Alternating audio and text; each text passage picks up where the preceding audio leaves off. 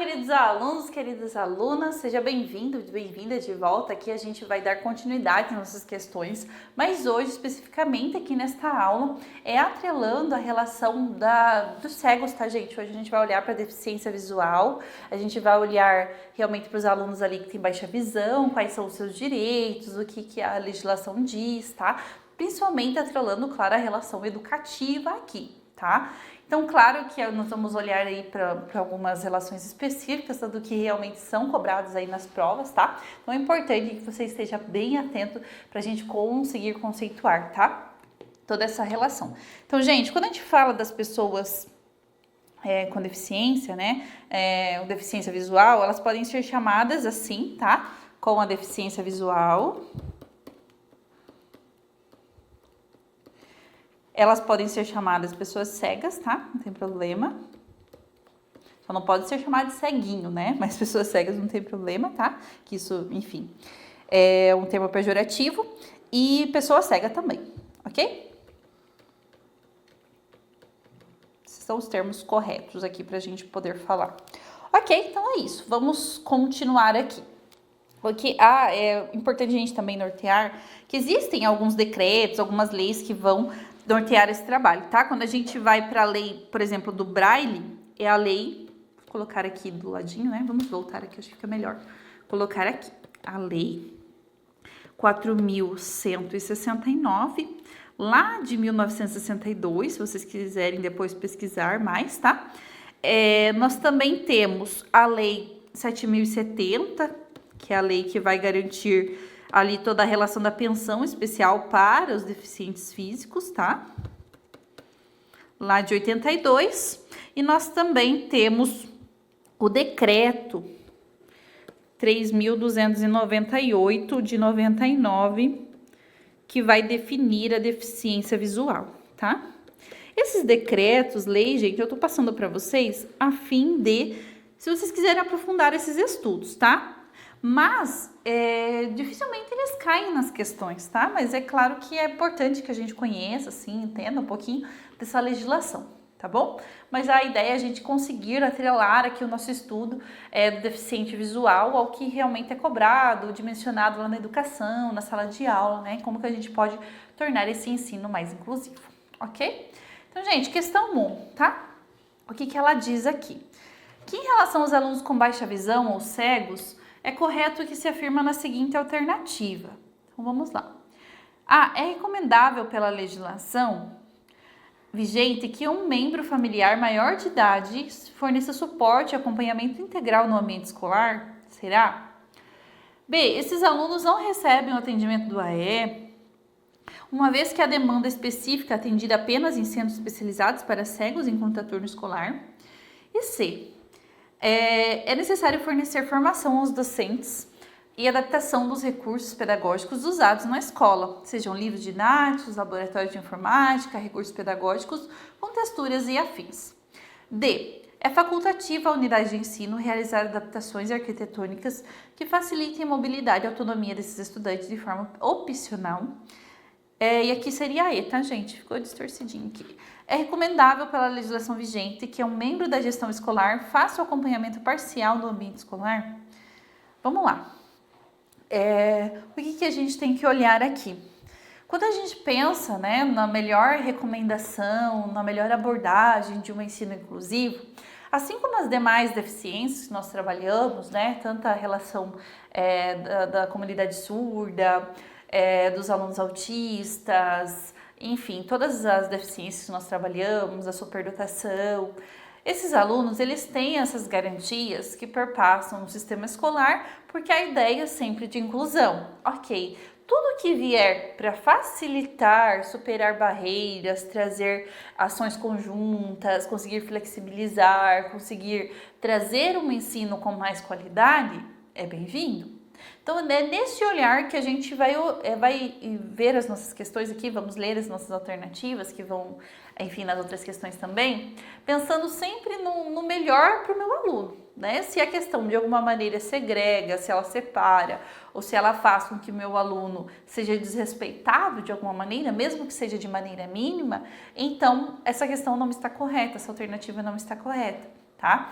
Então aqui, gente, qual é a alternativa que mais integra a relação realmente dos alunos com baixa visão ou até cegos, tá? Então, aqui, quando ele fala que eles não recebem atendimento do EE, nós estamos falando de alunos deficientes, né? Então, se é uma pessoa com deficiência, então ele tem sim essa prioridade do atendimento, né, da educação especial, que é o AEE, tá? Então, por isso que a B está errada, né? Quando ele fala na A, sim, a legislação vigente, o membro familiar maior de idade vai ficar junto com o aluno lá? Não, tá, gente? Isso aqui também não está na legislação, tá? Não exige isso. Na D, ele coloca que é facultativo, por exemplo, a escola, ela faz isso de maneira opcional, adequar ali os ambientes para que facilite a vida desse aluno. Será que é opcional para o poder público fazer uma reforma naquela escola, adequar alguns espaços? Não, tá, gente? Isso é obrigatório, tá? Para conseguir dar condições de acesso e permanência para esse aluno. Então, também não é facultativo, tá? É obrigatório. Então, vamos eliminar a letra D. E na E fala que o membro da gestão aí faça acompanhamento. Não, tá? Isso também aí está fora aí da nossa legislação. Então, o nosso gabarito, nós vamos por eliminação aqui, né? Se atrela a letra C, porque ele diz que é necessário fornecer formação aos docentes, sim, né? Adaptação dos recursos também pedagógicos usados na escola, sejam livros didáticos, laboratórios de informática, recursos pedagógicos com texturas e afins. Tudo que vier da qualidade para esse propósito do aluno será dado. Ok? Gabarito letra C. Questão 2. Vocês viram que eu risco bastante aqui, né, gente? E essa é a ideia, tá? Vocês também façam isso, tá? Isso vai ajudar vocês aí a nortear o estudo da melhor forma. Questão 2. Diz assim: em uma aula de história, qual é a melhor estratégia para o professor promover a inclusão de um aluno com baixa visão? Independente da aula, né, gente? História, português, matemática, enfim, o norte de qualidade é o mesmo. Mas aqui ele pediu especificamente de história, então vamos olhar aqui.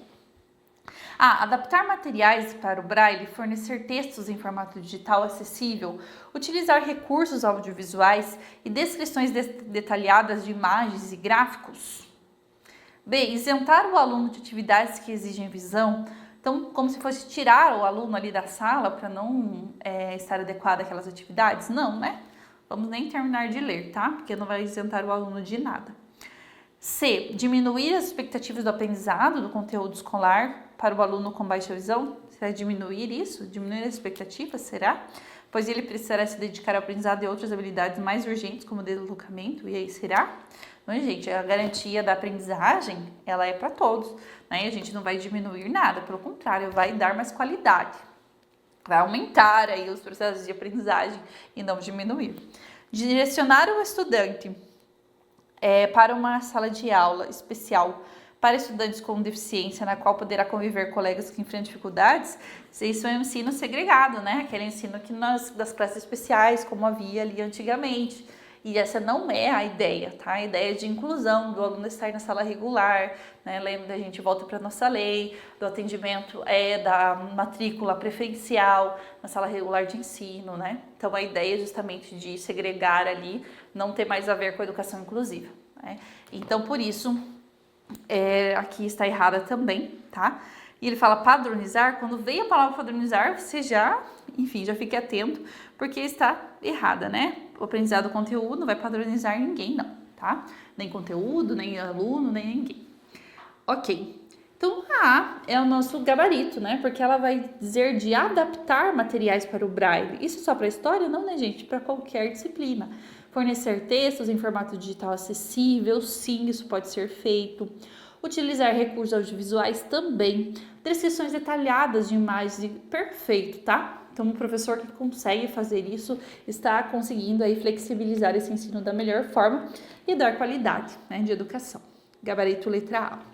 Questão 13 diz o seguinte: ao matricular em seu serviço de educação especial um aluno com baixa visão, é correto afirmar que compete ao professor do atendimento educacional especializado o aluno deficiente visual tem direito a AE? Com certeza, né, gente? É uma deficiência também. Então, também terá o atendimento do AE. A. Identificar e organizar apenas os recursos não ópticos, como lunetas e lupas. B. Identificar e organizar o uso de recursos ópticos, como ampliação em tinta. Ele fala do aluno com baixa visão, tá? Tem uma porcentagem aí de visão, então ele consegue atrelar algumas atividades, ou consegue participar, né? De maneira ali que realmente a gente consiga flexibilizar esse tipo de atividade para ele, enfim, cada caso é um caso, mas será olhado o que esse aluno tem condições de fazer, o que pode realmente ser dimensionado ali perante esse ensino, tá? O que realmente ele tem condições de fazer, pensando ali na porcentagem de visão que ele tem. Então, na C ele fala identificar e organizar o uso de recursos ópticos e não ópticos. D, identificar e organizar somente os recursos ópticos para esse aluno, identificar e organizar o sistema Braille. Vamos pensar, tudo que venha a dar qualidade nos processos de ensino-aprendizagem são bem-vindos, né? Então, a gente vai olhar para uma relação bem completa dos recursos disponíveis ali pela escola, tá? Então, a ideia justamente é olhar para tudo que vier para realmente ampliar, posicionar ali melhor a leitura desse aluno, né? Pensando que de repente isso pode ser uma lupa, pode ser uma revista com letras grandes, pode ser figuras maiores. Tem uma atividade lá para recortar, né? Os alunos lá têm uma figura pequenininha. Esse aluno lá, o professor do AE, vai ampliar aquela figura para aquele aluno, tá? Então, tudo que vier de recursos ópticos e não ópticos, seja um óculos, seja uma lupa, seja qualquer outro material óptico, ou até não óptico, materiais didáticos ali comuns, tá? Isso será dado, tá? Por isso que o nosso gabarito aqui se finda na identificação e na organização dos recursos ópticos e não ópticos, tá? Também legal essa questão, né? Bem tranquila também. Questão 4 diz o seguinte: os estudantes com baixa visão fazem uso de recursos ópticos, sendo que as escolhas e os níveis de adaptação obedecem às necessidades específicas de cada um. Observe os recursos de acessibilidade listados a seguir. 1. Contrastes texto fundo na tela de computador em material impresso. A gente vai fazer um contraste ali para que o aluno enxergue melhor. Será que isso é bem-vindo? 2. Uma lupa eletrônica para TV e ampliação de tela. Isso é uma acessibilidade, vamos pensar assim? 3. Softwares de ampliação e lupa manual. E 4. Pauta ampliada, reglete e Tadoma. Gente, vamos lá. Ele colocou 4 aqui, né? 4 assertivas, então, afirmativas. Então, quando a gente vai para os recursos ópticos, que ele disse lá no início, quais são esses recursos? Tela de computador, texto fundo, contraste aqui, tá correto, né? São recursos ópticos que venham, sim, a trazer um atrelamento de acessibilidade. Lupa eletrônica também, ampliação de tela também, tá? Softwares também, tá? Então, a ideia aqui da pauta ampliada, reglete, ele tentou confundir você aqui, tá? Não está de acordo com os recursos ópticos do que realmente se atrela ao aluno com baixa visão ali, ok?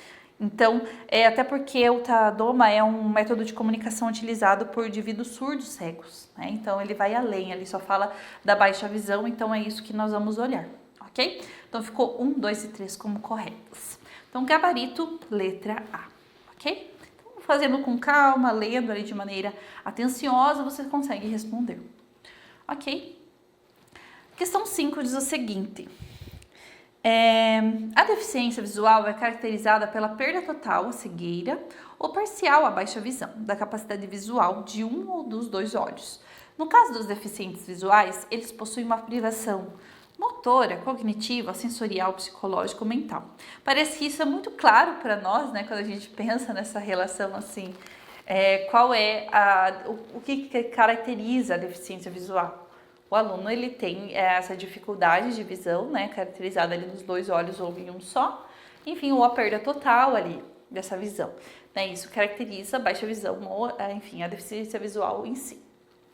E o que mais é prejudicado, vamos pensar na vida dessa pessoa, pensando numa pessoa que tem essa deficiência, dos impedimentos que ela tem, das barreiras que ela tem ali.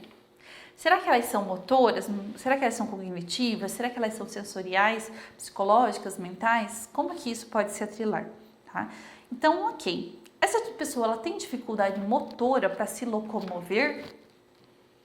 É claro que a cegueira, né, enfim, A deficiência visual, ela vai, é uma barreira ali a pessoa se locomover, mas enfim, se a gente olha para os membros, né, se a pessoa, enfim, só tem a deficiência, não tem nenhuma outra barreira, os membros dela se locomovem normalmente, né, então ela consegue fazer as atividades do dia a dia ali.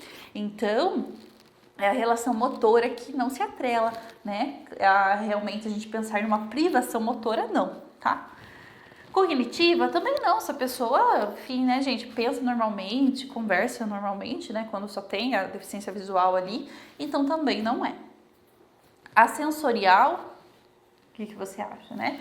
A relação ali da pessoa ter os sentidos afetados. Opa, agora faz realmente, a ficha cai, né? O sensorial é o quê? A nossa relação com o ambiente, de realmente ir lá, olhar o interruptor de luz, apagar, o sensorial ali envolvido, os sentidos, né? Então a deficiência visual, ela causa isso, essa barreira dos sentidos da pessoa. Então aqui está o nosso gabarito, tá? Psicológica, claro que pode afetar, mas não é a privação psicológica e nem mental, tá? Por isso o nosso gabarito letra C. Então precisa refletir um pouquinho para a gente responder uma questão sobre essa. Questão 6 diz o seguinte: a predominância de recursos didáticos eminentes visuais pode ocasionar uma visão fragmentada da realidade, desviar o foco de interesse e de motivação dos alunos cegos e com baixa visão. A fim de evitar essas distorções, os recursos destinados ao atendimento educacional especializado desses alunos devem: a. Privilegiar apenas os estímulos táteis que tornaram o material útil e significativo para esse tipo de aprendiz. B. Ter seu tamanho muito aumentado com vistas a facilitar a apresentação da totalidade e a percepção global. C. Ser inseridos em vivências cotidianas que estimulem a exploração e o desenvolvimento pleno dos outros sentidos. D. Primar pela criatividade e originalidade em detrimento da fidelidade da representação em relação ao modelo original. E E. Privilegiar apenas estímulos cognitivos, né? Faltou um O aqui. O que acontece? Quando a gente pensa nessa relação, prestem bastante atenção no texto da questão, ele pede, para que a gente não tenha uma visão fragmentada da realidade. O que é fragmentar esse ensino? É trazer um ensino muito tradicional, pensando assim nas atividades que esse aluno vai exercer, né, limitando ali o que ele pode ou não realizar. Muitas vezes os alunos têm tantas capacidades além do que a que nós imaginamos, muitas vezes o olhar do adulto que está ali com ele é um olhar muitas vezes de pena, um olhar que fala, será que ele vai conseguir fazer isso, né, diminuindo ali muitas vezes as suas potencialidades.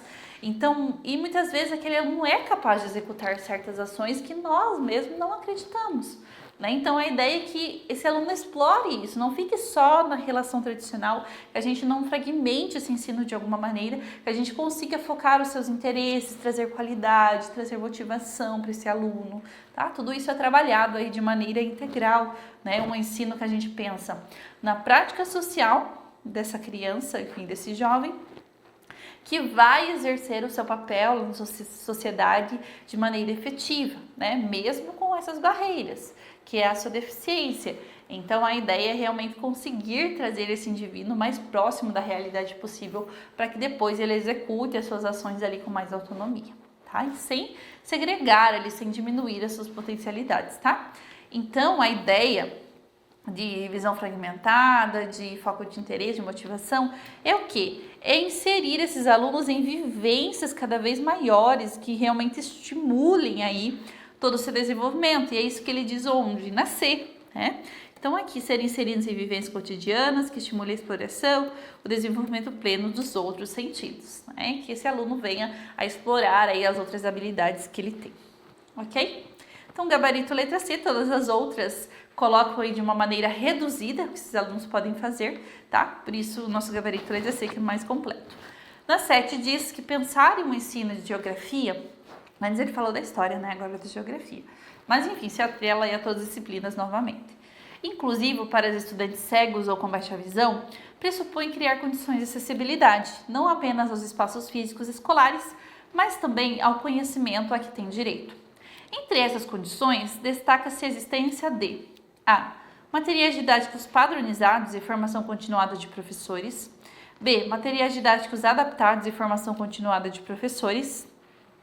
C, atendimento individualizado à eliminação de conteúdos ligados à cartografia. D, cartografia tátil e planejamento pedagógico e rígido diante de diferentes ritmos de aprendizagem. E E, materiais didáticos comuns e formação inicial de professores. Gente, vamos lá. Se eu quero um ensino equitativo, de qualidade, olhando para a essência da deficiência visual, eu tenho que olhar para uma completude do que será ofertado àquele aluno. Como que aquela atividade, aquele conteúdo será flexibilizado. Então, vamos pensar na maneira máxima disso acontecer, tá? E não na maneira mínima. Então, ele fala na A, padronizar. Se eu padronizo, eu dou a mesma atividade para todo mundo, né? E não pensando ali na individualidade do meu aluno com deficiência. Então, não, né? Essa ideia da padronização nós já vimos que não tem a ver com a relação educativa. Na B ele fala materiais didáticos adaptados, informação. Opa, aqui tá bonitinha, né? Tá redondinha, vamos deixar essa de lado.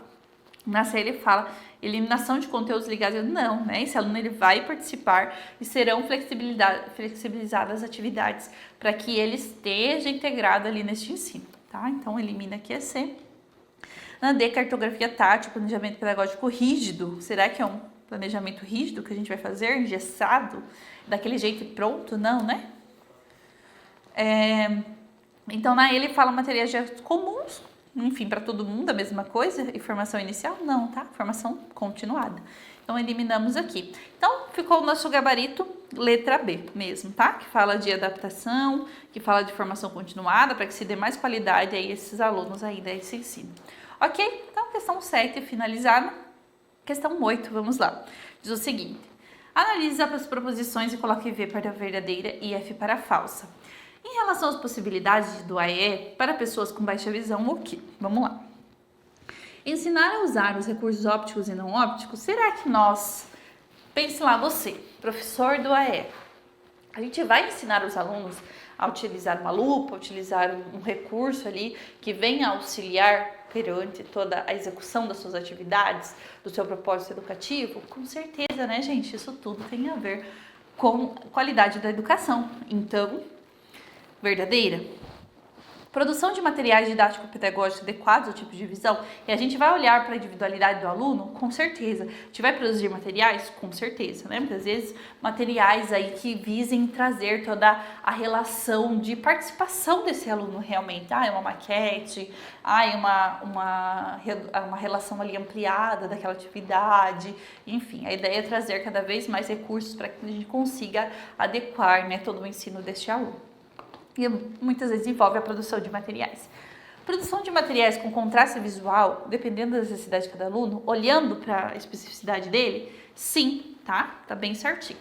Ampliação de fonte, quando for necessário ampliar ali o texto, da fonte do texto, com certeza, né, gente? Então, todas estão corretas aí de acordo com as possibilidades de acessibilidade para o meu aluno em sala de aula. Tudo aí tá bem redondinho, nenhuma delas segregou ou falou, padronizou, uniformizou, falou de maneira homogênea. Não, todas elas trouxeram a individualidade da criança como relação prioritária ali da educação para os deficientes visuais, tá? Então é isso. Na verdade, aqui eles falam de baixa visão, né? Então, verdadeiros, todas verdadeiras. Então, gabarito letra A. Questão 9 diz o seguinte. Alguns sinais, se persistentes, podem despertar o professor para a baixa visão. Tá? Aqui são sinais iniciais, tá, gente? De um ou mais alunos. A identificação da questão é importante para que se inicie o atendimento adequado. E o professor não pode ajudar nesse esforço. E o professor pode ajudar, né? Enfim, o não tá aqui, eu já li antecipadamente.